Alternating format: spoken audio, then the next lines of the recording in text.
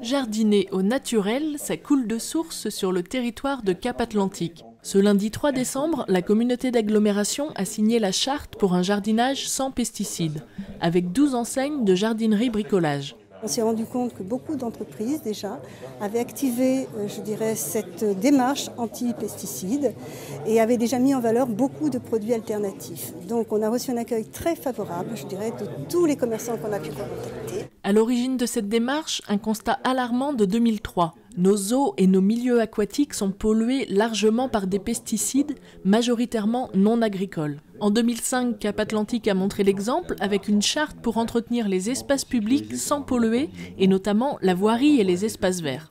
La deuxième action s'est portée en direction des particuliers et aujourd'hui, le troisième volet concerne les commerçants. On s'est aperçu que pour gagner cette bataille de l'eau, il fallait travailler très en amont sur la terre et notamment auprès de nos services espaces verts et des particuliers, des professionnels pour éviter ce qui a été fait depuis quelques décennies, presque des réflexes conditionnés, la facilité, quand on désherbe, on met du produit. Même si derrière il y a des magasins, des salariés du commerce et du chiffre d'affaires, il y a aussi des gens qui sont aussi citoyens et qui savent bien que sans doute qu'aujourd'hui on ne peut pas travailler comme dans ce domaine-là comme dans d'autres, comme il y a 20 ou 30 ans. Ça vient de la région Bretagne et il y avait bien entendu la problématique agricole, mais ils se sont rendus compte aussi qu'il y avait des problématiques au niveau de la jardinerie, le particulier. Et pour bien sensibiliser, c'était de prendre le mal à la racine, c'est-à-dire par les jardineries. Et comme Cap-Atlantique était très sensibilisé, a pu démarrer cette opération dans les premiers, donc de Loire-Atlantique. Ces territoires ont été choisis justement pour leur démarche en faveur de la qualité des eaux, en faveur justement de tout ce qui est jardiné sans pesticides. Un exemple concret ? Depuis 2007, Cap-Atlantique et ses communes ont réduit de 87% la quantité de pesticides qu'ils utilisent.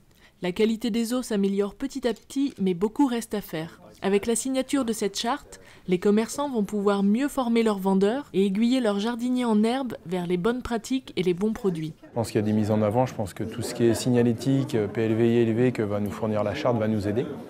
Tout de suite, j'ai été emballé de ce genre de choses parce que je trouve que c'est très important de sauvegarder un petit peu tous ces cours d'eau et tout ce qui est environnemental. Ça a directement été expliqué comme quoi non, il n'y avait pas de contrainte. C'était comment une donnant-donnant et une démarche vraiment, je dirais, à la rigueur naturelle. On essaie déjà de mettre en avant les produits plus ou moins naturels. On a une gamme d'engrais, de produits comme ça qui sont déjà certifiés. C'est une continuité avec ce qui se passe en ce moment, le certifito en fin de compte. Et dans le certifito qui est obligatoire dans nos jardineries, on parle effectivement de tout ce qui est alternative contre les traitements pesticides. Donc pour moi c'est une continuité, au contraire c'est du bien et puis il faut penser aux enfants, quoi. Nous vous donnons donc rendez-vous avec les enseignes à partir du 20 mars 2013, jour du démarrage de la Semaine nationale sans pesticides.